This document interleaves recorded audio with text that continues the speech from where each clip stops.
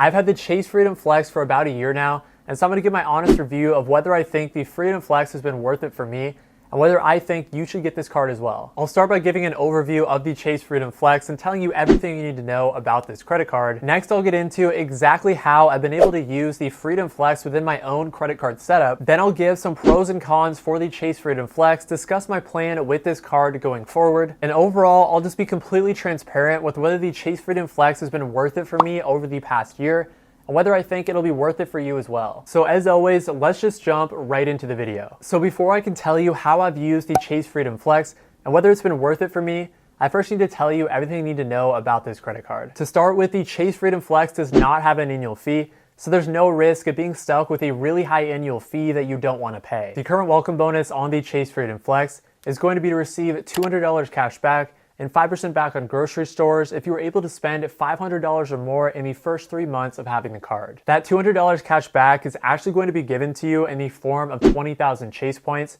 which is an important thing to note because you can actually get significantly more value than $200 with those 20,000 Chase points. What I mean by this is that if you have a premium Chase credit card like the Chase Sapphire Preferred or Chase Sapphire Reserve, then you can transfer those 20,000 Chase points out to Chase's travel partners, which can allow you to get at least 2 cents per point in redemption value, which is of course going to be dependent on your redemption choice. But if you're able to get 2 cents per point, then you can make those 20,000 Chase points worth $400 in value. And on top of that, you'll also get 5% back on grocery stores up to $12,000 spent during your first year, which is going to be really beneficial considering that grocery stores is a really popular spending category. In terms of the long-term value that you were able to get from the Chase Freedom Flex, you'll get 5x back on travel booked through the Chase portal, 3x back on dining, and 3x back on drugstores. But then, arguably the best characteristic of the Chase Freedom Flex is that you'll also get 5x back on rotating quarterly categories, which are categories that are chosen by Chase,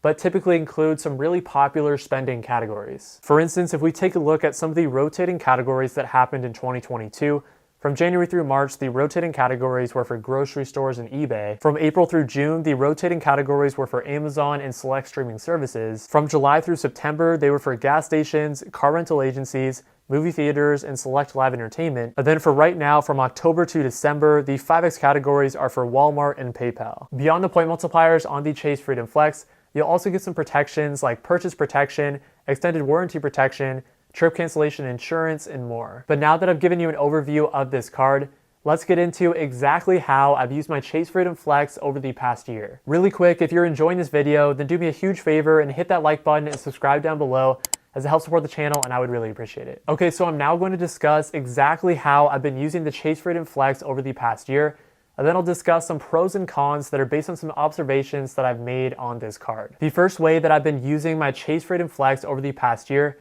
which is probably the most important use of this card, is that I've been using it for rotating quarterly categories. Basically, I just go into my Chase app and activate the 5% back on rotating quarterly categories, and then I'm able to get 5x back on whatever categories that Chase chooses for that specific quarter. As I mentioned, some of the categories that Chase chooses are going to be really useful because some of those categories have included categories like grocery stores, Amazon, and gas stations. Then I'll also get elevated multipliers of 5x back booked through the Chase portal, 3x back on dining, and 3x back on drugstores. I don't use the multipliers of travel booked through the Chase portal or 3x back on drugstores very often, but over the past year, before I got the Amex Gold, I was using the 3x back on dining with the Chase Freedom Flex pretty often, and I would use that interchangeably with the Chase Freedom Flex and Chase Freedom Unlimited. Okay, so those are some of the main ways that I've been able to use the Chase Freedom Flex over the past year, but now let's get into some pros and cons that again are based on some observations that I've made about the Freedom Flex over the past year. So the first pro with the Chase Freedom Flex is that this card is not going to have an annual fee. That is going to be really important because since the Freedom Flex does not have an annual fee,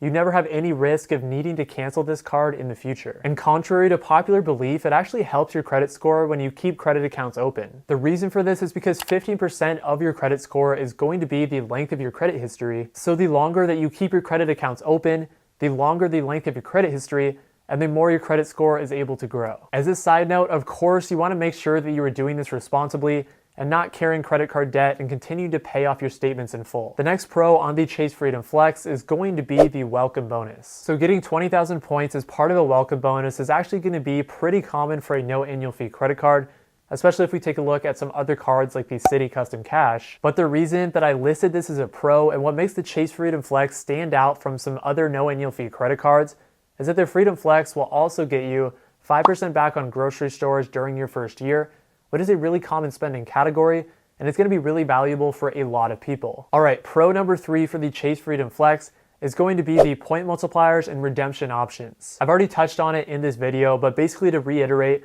the Chase Freedom Flex is going to get you 5x back on rotating quarterly categories, 5x back on travel booked through the Chase portal, 3x back on dining, 3x back on drugstores, and 1x back on everything else. Those point multipliers are going to be really, really good for a no annual fee credit card, but what makes them even better is that the points that you earn on those point multipliers are going to be Chase Ultimate Rewards points, which really unlocks a ton of upside with how you're able to redeem them. Basically, if you have the Chase Freedom Flex, but then you also have a higher tier Chase credit card, like the Chase Sapphire Preferred or Chase Sapphire Reserve, then you can transfer your points that you earn on the Freedom Flex up to that higher tier Chase credit card, and then transfer those points out to travel partners, which unlocks the best possible redemption values. But while there are a ton of benefits on the Chase Freedom Flex, it's not all sunshine and rainbows. So to be completely transparent, we need to go over the drawbacks on this card as well. The first con on the Chase Freedom Flex is that with those rotating quarterly categories, you have no freedom to choose them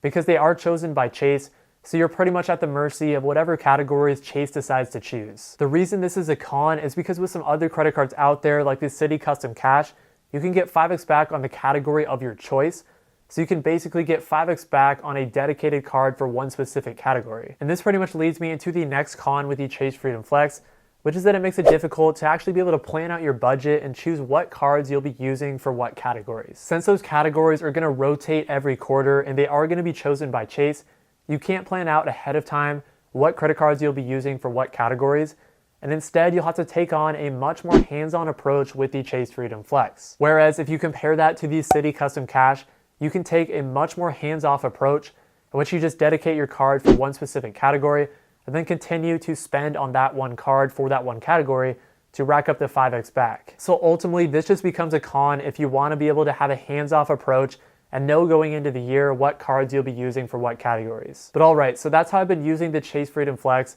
and some observations that I've made. But how do I plan on using this card going forward? So I mentioned earlier that the two main ways that I've been using my Chase Freedom Flex have been for 5x back on rotating quarterly categories and 3x back on dining. However, I actually won't be using this card for dining anymore, and that's because I just got approved for the American Express Gold card, and that card is going to get me 4x back on dining, so it'll make more sense to use my Amex Gold card instead of my Chase Freedom Flex. Also, if you want to watch a video of me applying for that card in real time and showing you everything you need to know about that application, then go watch the video that I'll put up on the screen right now. So the main purpose that the Chase Freedom Flex will serve in my wallet going forward is that I'll use that card for 5x back on rotating quarterly categories. And then since I'll continue to accumulate points on my Chase Freedom Flex, I'll transfer the points that I earn on my Freedom Flex up to my Chase Sapphire Preferred and then out to Chase's travel partners to get the best possible redemption values. So if you want to see me explain 5 reasons for why I love the Chase Sapphire Preferred, then go watch this video next. Thank you all so much for watching this video, and I hope you all have a great day. Peace.